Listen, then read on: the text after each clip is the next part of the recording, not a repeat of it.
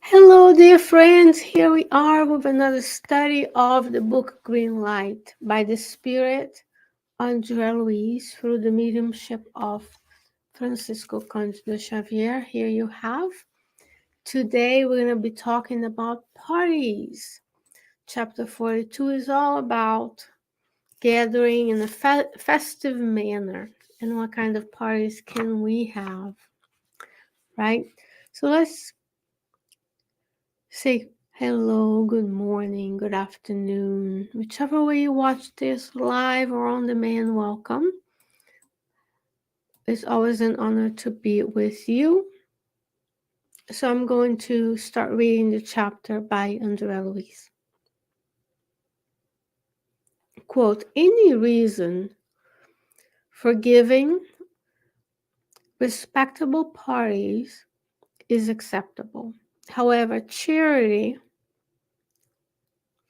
is the most elevated reason for these dignified parties.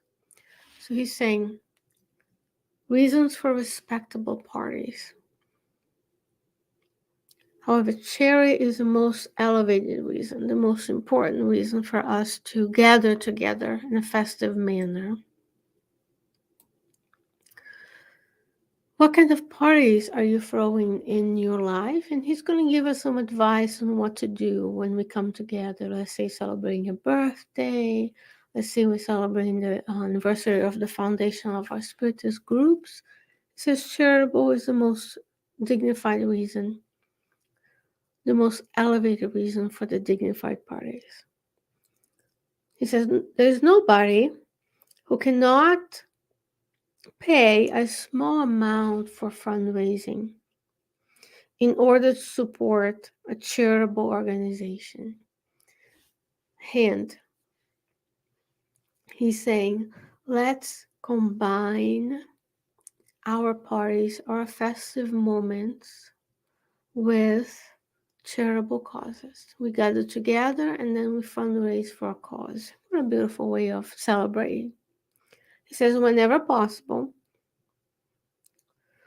besides giving your contribution at a charitable event, it's important that you also help to sell some other invitations amongst your friends to help the organization. That's when we see an event coming up, some sort of collection for the homeless, for the children, for shelters, for whatever cause, for animals. Then we also try to give and sell those tickets to our friends, therefore enhancing, augmenting, improving, and increasing our impact on those causes. And he continues, quote, give your contribution to a charitable event even if you cannot be present. Isn't that amazing? He says, even if you can't go, still contribute. There's a lot of fundraising activities that are going on. And honestly, this is the moment of planetary transition where we're invited to evaluate our ways of being, right? We're invited to join the progress of humanity and the progress of the planet Earth. And what a better way, what the best way to spend time with others while also providing some resources to help those who are less fortunate than we are. We have so much. Christmas season is coming, holiday season is coming, and then we think about buying things and doing things.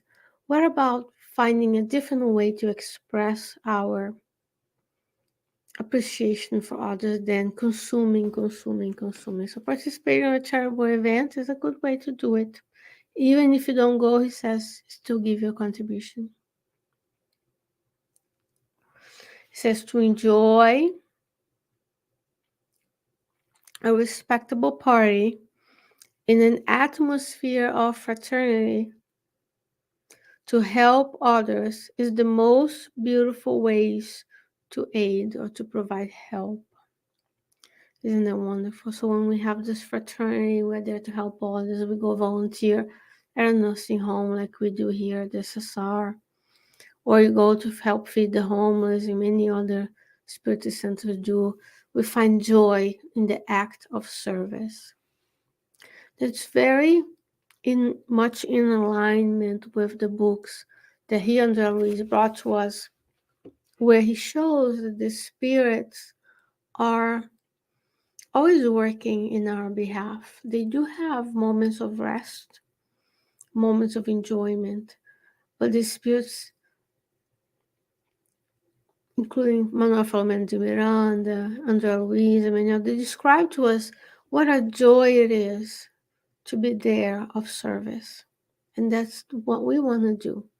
How much joy has Jesus in his time, without the financial resources that you and I have? He was able to give to others. He was able to go around on foot from place to place sharing the joy of the good news. And we can do that as well. And we can combine the need to be together, to be connected, to interact with service to others. And here it's going to give us two examples of what not to do. He says, if you don't know how to dance, it's not advisable to go to a ball. He says, if you have a sporting event to go, it's best to keep distance if you don't know how to lose. If we're going to go be in a moment of festivity with others, but we are unable to enjoy, or we don't see the point, or we're unable to be aligned with the cause of the fundraising of the party, perhaps it would be best to have self-awareness and stay back, pull back, and just join something that actually resonates with the needs of our hearts. Let's think about so many ways we can contribute, so many causes. There's got to be one or other type of activity you can go where your heart will smile and you feel rejuvenated, where you'll be able to interact with the spirit mentors and guides, not only yours but all of those around you, so that we can be of service. Now he's going to call us to service even more. He says, if you have an artistic gift, then help as much as you can in the essential work of helping those who are in need. To know how to draw, to know how to paint, can you sing, can you play something? Do you have a different artistic event? He's saying, help as much as you can. We need to use the talents we have, the things we've learned and acquired in order to serve others. Do I know how to do a presentation? Can I translate a message? Am I good with oratory, so I can speak and read a beautiful poem? Can I write a song? Can I play something? We're invited to not just use those gifts and learn and keep it to ourselves. We're invited to share the talents with others as well. And now he's going to invite us to discretion. He says, quote, in a birthday celebration, never ask the age of the person who is celebrating it, nor try to find out the meaning of the candles on the cake. Unquote. How many of us are so curious? We're so curious in so many ways. In this myriad of activities in our lives, we are curious about everything. We feel the need to ask and probe. He's saying, go to a birthday party. The important part is one more year to celebrate that reincarnation, one more opportunity to reset and renew and start anew. Doesn't matter if it's 40, 80, or 100, or 2. He says, don't be nosy. Is my words. Don't be nosy. He says, never. He used the word nunca. Never. Ask the age of the person.